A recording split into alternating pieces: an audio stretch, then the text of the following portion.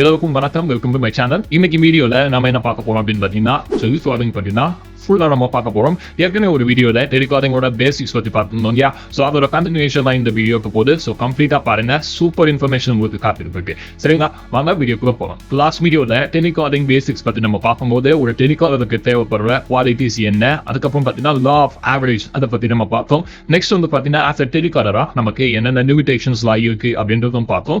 Next வந்து இந்த purpose of telecalling எதாவது நம்ம கால் பண்ணுறோம் அப்படின்றதையும் பார்த்தோம். அண்ட் எண்களை வந்து பார்த்தீங்கன்னா நமக்கு என்ன தேவை அப்படின்றதையும் நம்ம பார்த்தோம் இல்லையா? ஸோ அதோட கண்டினியூஷனாக தான் இந்த வீடியோ இருக்க போகுது. ஸோ இந்த வீடியோவில் நான் என்ன பேச போறோம் அப்படின்னு பார்த்தீங்கன்னா, டெலிகாலிங் அப்படின்னும் போதே பார்த்தீங்கன்னா அது ரெண்டு கேட்டகரியாக நம்ம பிரிச்சிடணும். நம்பர் ஒன் பார்த்தீங்கன்னா இன்பவுண்ட் காலிங், செகண்ட் வந்து பார்த்தீங்கன்னா அவுட்பவுண்ட் காலிங். ஸோ அது என்ன சார் இன்பவுண்ட் காலிங், அது என்ன அவுட்பவுண்ட் காலிங் நீங்கள் கேட்கறது கண்டிப்பாக புரியுது. ஸோ அதை தான் நான் கிளியராக எக்ஸ்பிளைன் பண்ண போகிறேன் இந்த வீடியோ ஃபுல்லாக. ஸோ ஸ்கிப் பண்ணாமல் ஃபுல்லாக இந்த வீடியோ பாருங்க. ஸோ டெஃபினட்டாக இன்பவுண்ட் காலிங்ல நீங்கள் இருந்தாலும் சூப்பரான ரிசல்ட்ஸ் எடுக்கலாம், அவுட்பவுண்ட் காலில் இருந்தாலுமே வந்து பார்த்தீங்கன்னா சூப்பரான ரிசல்ட் கண்டிப்பாக எடுக்கலாம். ஸோ ரெண்டு கான்செப்ட் நம்ம வந்து பார்த்தீங்கன்னா ஒன் பை ஒன்னா பார்க்கலாம். ஸோ இன்பவுண்ட் காலிங் அப்படின்றது என்னன்னு பார்த்தீங்கன்னா, as a கம்பெனியா நம்ம வந்து என்ன பண்ணுவாங்க, நமக்கு லீட் ஜென்ரேஷன் கான்செப்ட்லாம் பண்ணிட்டு, ஃபார் எக்ஸாம்பிள் அட்வர்டைஸ்மெண்ட் போட்டுருக்கலாம், இல்லை டிவி ஆட் ரன் பண்ணிருக்கலாம், இல்லை பேப்பர் ஆட் கொடுத்துருக்கலாம். இந்த மாதிரி நிறைய அட்வர்டைஸ்மெண்ட் சோர்ஸ்ல இருந்து கிடைக்கக்கூடிய கஸ்டமர்ஸ் நம்பர்ஸ் என்ன பண்ணுவாங்கன்னா நமக்கு கொடுப்பாங்க. இல்லைன்னா அந்த அட்வர்டைஸ்மெண்ட் பார்த்து கஸ்டமர்ஸ் என்ன பண்ணுவாங்கன்னா நமக்கு கால் பண்ணுவாங்க. ஸோ கஸ்டமர்ஸ் நமக்கு கால் பண்ணாங்கன்னா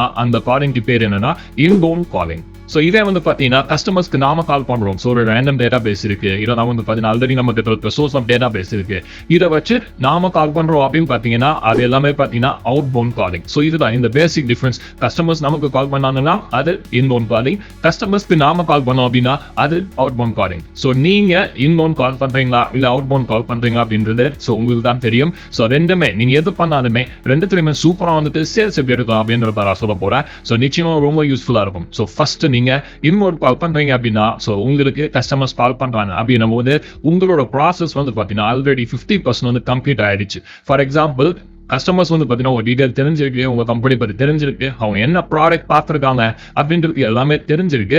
தெரிஞ்சிருந்தா என்ன பண்ணுறாங்கன்னா இன்னும் கொஞ்சம் இன்ஃபர்மேஷன் வேணும் அப்படின்னு சொல்லிட்டு உங்களுக்கு அவங்க கால் பண்ணியிருக்காங்க. ஸோ உங்களோட வேலை என்ன ஆஸ் அ டெலிகாலிங்கா பார்த்தீங்கன்னா, அவங்க கேட்கக்கூடிய இன்ஃபர்மேஷன்ஸை நீங்க கரெக்டாக அவங்களுக்கு சொல்லிட்டு, ரெண்டாவது பார்த்தீங்கன்னா அவங்களுக்கு சில அப்ஜெக்ஷன்ஸ் இருக்கும், சில பெரிஸ் இருக்கும். அந்த ரெண்டுத்துக்குமே நீங்க என்ன பண்றோம், ஒரு சொல்யூஷன் தரணும். ஸோ இது மட்டுமே நீங்க சால்வ் பண்ணிட்டீங்க அப்படின்னா கண்டிப்பா நெக்ஸ்ட் லெவல் இருக்கிறது ரெண்டு லெவல் நம்ம பண்ணலாம். ஒன்று நீங்க டைரக்டா அப்பாயின்மெண்ட் ஃபிக்ஸ் பண்ணலாம், இதெல்லாம் என்ன பண்ணலாம் டைரக்டா சைட் விசிட்டே கூட ஆர்கனைஸ் பண்ணலாம். இந்த ரெண்டு விஷயம் என்ன பண்ணலாம்னா உங்களால பண்ண முடியும்.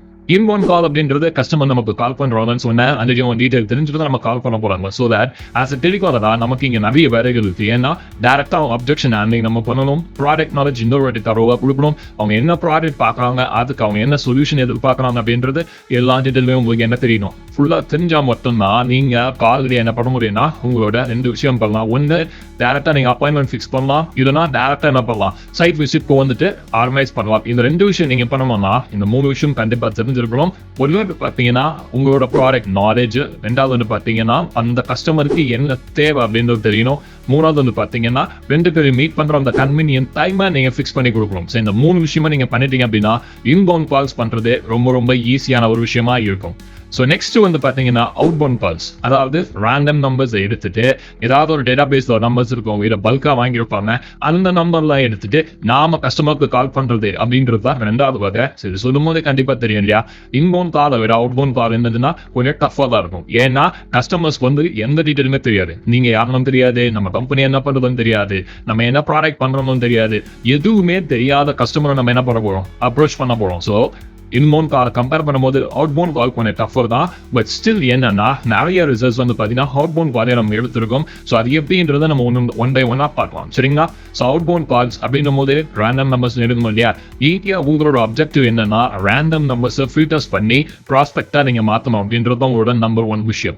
ஸோ ரேண்டம் நம்பரா இருக்கு, அது எப்படிலாம் நம்ம மாற்றணும் அப்படின்னா, இப்போ ஃபார் எக்ஸாம்பிள் நீங்க ஒரு ப்ராப்பர்ட்டி நீங்க பண்ணிட்டு இருக்கீங்க, அந்த ப்ராப்பர்ட்டி வந்துட்டு கஸ்டமர்ஸ்க்கு நீட் இருக்கா இல்லையான்னு உங்களுக்கு தெரியாது, பட் நம்பர்ஸ் மட்டும் தான் இருக்கு. அந்த நம்பருக்கு கால் பண்ணி சார் இந்த மாதிரி சோன்ஸ் கம்பெனி நம்ம கால் பண்ணுவோம், இந்த நம்பர் வந்து எனக்கு சோன்ஸ் டேட்டா பேஸ் வந்துச்சு, ஸோ உங்களுக்கு ப்ராப்பர்ட்டி ஏதாவது தேவைப்படுதா இல்லையா அப்படின்றத நம்ம டைரக்டா பேஷன்ஸ் மூலியமா கேட்டுட்டு அவங்களுக்கு நீட் இருக்கா இல்லையா அப்படின்றது நம்ம என்ன பண்ணலாம்னா ஃபில்டர் பண்ணி கொடுக்கலாம். ஸோ அவுட் பவுண்ட் கால் வந்து பார்த்தீங்கன்னா இந்த விஷயம் வந்து கொஞ்சம் டஃப்பாக இருக்கும். பட் ஸ்டில் என்னன்னா நீங்கள் நிறைய கால்ஸ் பண்ண என்னன்னா உங்களுக்கு ஒரு ப்ராக்டிஸ் ஆகிட்டு நீங்கள் நிறைய கஸ்டமர்ஸ் கிட்ட பேசும்போது இன்பவுண்ட் காலை விட அவுட் பவுண்ட் காலில் உங்களால் ஈஸியாக ரேப்போ வந்து டெவலப் பண்ண முடியும். ஸோ அவுட் பவுண்ட் காலுமே வந்து பார்த்தீங்கன்னா ரொம்ப ஈஸி. எப்போனா நீங்கள் நிறைய கால்ஸ் நீங்கள் பண்ணி ட்ரை பண்ணீங்கன்னா நிச்சயமாக சூப்பரான ரிசல்ட்ஸ் அவுட் பவுண்ட் கால்லையும் நம்மளால எடுக்க முடியும். ஸோ அவுட் பவுண்ட் கால் பண்ணும்போது உங்களுக்கு சில விஷயங்கள் கண்டிப்பாக தெரிஞ்சிருக்கிறோம். அது என்னன்னு பார்த்தீங்கன்னா உங்களுக்கு தரவான ப்ராடக்ட் நாலேஜ் கண்டிப்பாக தெரியணும். ஏன்னா உங்களுக்கு தெரியாத கஸ்டமர் நீங்கள் பேச போறீங்க. அப்போ போயிட்டு நீங்கள் தயங்கிட்டோ இல்லைனா வந்துட்டு பார்த்தீங்கன்னா உங்களுக்கு தயக்கமாகவோ இல்லை ப்ராடக்ட் பற்றி உங்களுக்கு ஃபுல்லாக தெரியுது அப்படின்னா அந்த கஸ்டமர் என்ன பண்ணாங்கன்னா நெக்ஸ்ட் டைம் உங்ககிட்ட பேசவே போகிறது. ஸோ நீங்கள் ப்ராடக்ட் நாலேஜ் வந்து கன்ஃபார்மாக தெரிஞ்சிருக்கணும். நெக்ஸ்ட் வந்து பார்த்தீங்கன்னா அவுட் பவுண்ட் டெலிகாலரா உங்களுக்கு ஒரு ஆட்டிடியூட் இருக்கணும். ஃபார் எக்ஸாம்பிள் நீங்க ப்ராஸ்பெக்ட் கன்வெர்ட் பண்ணுறதுல ஒர்க் பண்ணிட்டு இருக்கீங்க இல்லையா, அந்த ப்ராஸ்பெக்ட் உங்களுக்கு ஃபர்ஸ்ட் காலில் கிடைக்குமா, இந்த 5th காலில் கிடைக்குமா, இந்த 50th காலில் கிடைக்குமா, இல்லை 500 காலில் கூட கிடைக்குமா. ஸோ எப்போ ப்ராஸ்பெக்ட் கிடைப்பாங்கன்னு நமக்கு தெரியவே தெரியாது. ஆனால் நீங்க ஃபர்ஸ்ட் கால் எப்படி பேசுறீங்களோ அதே மாதிரி எல்லா காலம் பேசினா மட்டும்தான் உங்களுக்கு அந்த ப்ராஸ்பெக்ட் வந்து கன்வெர்ட் ஆவாங்க. ஏன்னு பார்த்தீங்கன்னா உங்களோட கஸ்டமர் வந்துட்டு நீங்க தான் ஃபர்ஸ்ட் கால், ஆனால் உங்களுக்கு அந்த கஸ்டமர் வந்து 50th காலாக கூட இருக்கலாம், இந்த 100th கூட இருக்கலாம். சோ நீங்க ஒரு கஸ்டமர்கிட்ட பேசும்போதுமே ஃப்ரெஷ்ஷா பேசுற மாதிரி நீங்க பேசுனீங்கன்னா அவுட் பவுண்ட் கால்ல பெரிய லெவலில் சக்சஸ் பண்ண முடியும்.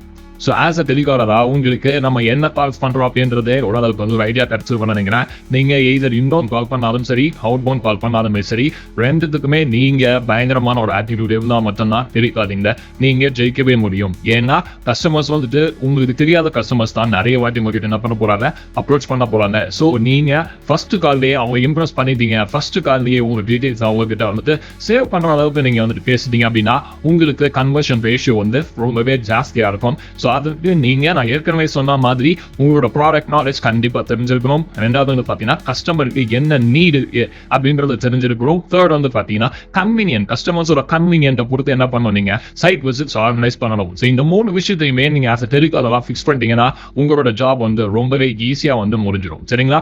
ஸோ இந்த 3 விஷயத்தை நீங்கள் கண்டினியூஸாக பண்ணுங்க, நிச்சயமா டெலிகாலிங்ல மிகப்பெரிய சக்ஸஸ் வந்துட்டு உங்களுக்கு காத்துக்கிட்டு இருக்கு. கடைசியாக ஒன்று நான் சொல்லி முடிக்கிறேன். உங்களோட பர்பஸ், மறுபடியும் சொல்றேன், உங்களோட பர்பஸ் என்ன அப்படின்னு பார்த்தீங்கன்னா டெலிகாலிங்ல இன்பவுண்ட் கால் பண்றீங்க அப்படின்னா உங்களோட பர்பஸ் என்னவா இருக்கும்னா சேல்ஸ் கன்வர்ஷனுக்கு நீங்க பேசுறோம். அவுட்பவுண்ட் கால் பண்றீங்க அப்படின்னா நீங்க ப்ராஸ்பெக்டா வந்து கன்வெர்ட் பண்ணி டைரக்ட் அப்பாயின்மெண்ட்டுக்கு நீங்க என்ன பண்ணணும்னா பேசணும். இந்த 2 விஷயமே நீங்க கரெக்டா பண்ணீங்க அப்படின்னா நிச்சயமா பெரிய லெவலில் சக்சஸ் பண்ணலாம். ஸோ எல்லாமே வந்து ப்ராக்டிஸ் தானே, எல்லாமே ப்ராக்டிஸ்ல வந்து ஈஸியாக வரும். நீங்க ஃபர்ஸ்ட் டைம் இப்போ தான் டெலிகாலிங் ஸ்டார்ட் பண்ணா கூட ஒன்றுமே கவலைப்படாதீங்க. ஃபர்ஸ்ட் கால் தைரியமா எடுத்து பேசுங்க. ஏதோ எதுக்கு பேச போறது மனுஷங்க தான். ஸோ வந்துட்டு ஒரு ரோபோட்டோ அந்த மாதிரி யாரும் பேச போறது இல்லை. கண்டிப்பா நீங்க சொல்ற விஷயம் அவங்களால வந்து என்ன பண்ண முடியும், புரிஞ்சுக்க முடியும்.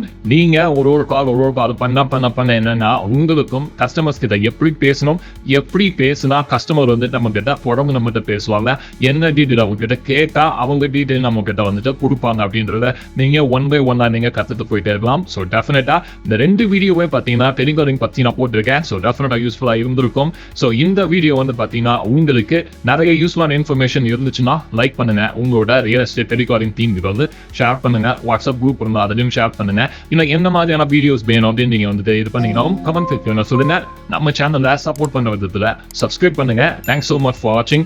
Thank you. All the very best.